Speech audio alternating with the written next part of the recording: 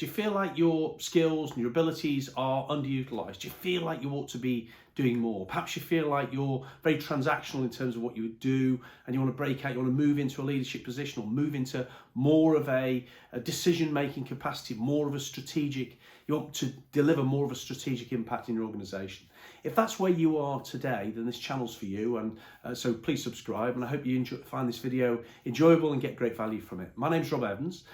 In 30 plus years of running businesses, developing teams, leading turnarounds and assessing businesses for acquisition, I've seen many individuals, worked with many individuals, and seen many individuals in many ways underutilized. It's one of the big frustrations of mine is to see individuals, in their careers not really realize the potential that they undoubtedly have. And I think in many organizations, there's typically bridge builders that exist in an organization that are tremendous value, great relationship builders, folks that can fix problems, folks that really know the business that they work in inside out, and often they're under-recognized. And if you fall into that category, then I'd really like to help you find ways to help you progress in your role. Whenever we're setting out to move from where we are today to where we'd like to be, it requires a couple of things. First of all, it requires us to have an absolute clear, open, honest assessment and idea of where we are today. Secondly, it ideally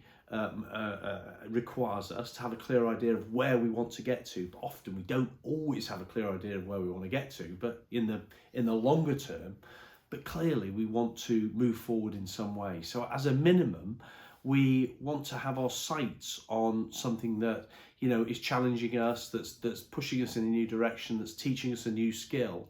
And when we set our sights on doing something even just a little bit different, even if we're not convinced we want to be doing this forever in our career, then that creates the template in many ways for us to be able to say, okay, this is where we are today, this is where we'd like to be in this defined period of time. Now, how do we start identifying, and how do we start moving, identifying the steps, moving from where we are today to where we want to be? So I think a good process for us to adopt is what I call a strategic reflection framework. And to help you with the process, I've developed a strategic reflection workbook, which you can download via the link in the description. So it's a resource, and I hope you find it very useful. But I think the more that we can get ourselves into a routine of standing back and reflecting on where we are today as an individual, and identifying what our next moves are, both in our role but also in our personal development, and then physically taking the steps, and then making sure that we capture and we carefully look at the outcomes of the steps that we've taken. Not only the logical, the what actually happened, what the numerics of what happened were, but also how others reacted and how others described what we did, felt about what we did, how others described our performance. The more that we can start to really think about, we take these steps and we capture, and we're very clear about capturing the outcomes, the more we can get into a frame of mind that's an experimental frame of mind. And I think the more that we experiment, the likelier we are to be able to find a great solution for us. And I think what we have to remember is in our careers, we're all pioneers. Nobody's done actually what we're doing with this set of colleagues at this particular point in time, with these particular sets of challenges, with this resource set, with these resource constraints before. So we have to find a way that works for us. There's no one way that works for everybody in every situation. So we've got to find our way to our situation. So I think this mindset of a regular reflection, the better we reflect, the better we perform, can be helpful.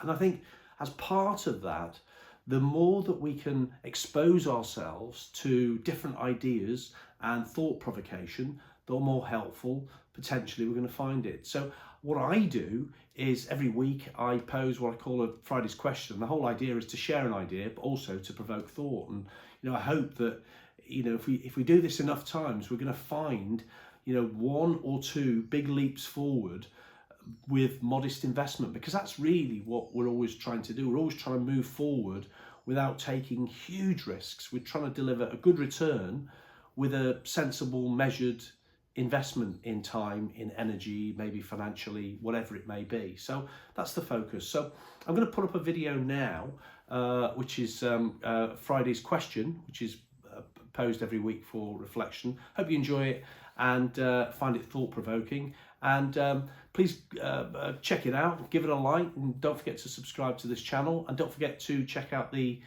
strategic reflection workbook that I mentioned earlier. I'll run the video now. How do we add value in any role?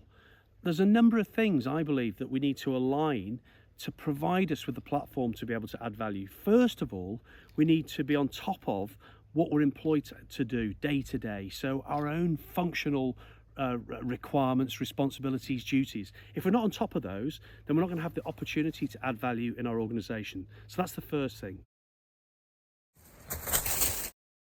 We need to have the knowledge and the skills. We need to have knowledge of world events and how that impacts the organisation that we work with. We need to know our own organisation inside out, and ideally to have a good network within the organisation too.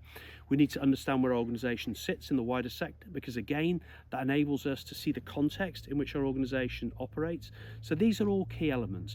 And we need to have skills. We need to have skills that are commercial skills, because inevitably, when we're being asked to add value, the value we're being asked to add is commercial in some sorts. Even if we're in a not-for-profit, money still matters. So having skills, commercial skills, business skills, numbers skills, understanding numbers to the extent that we need to understand them to be able to add value will really help us.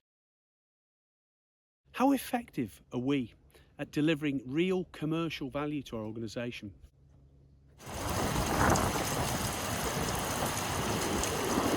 I hope you enjoyed that and got value from it. I hope you find it thought-provoking.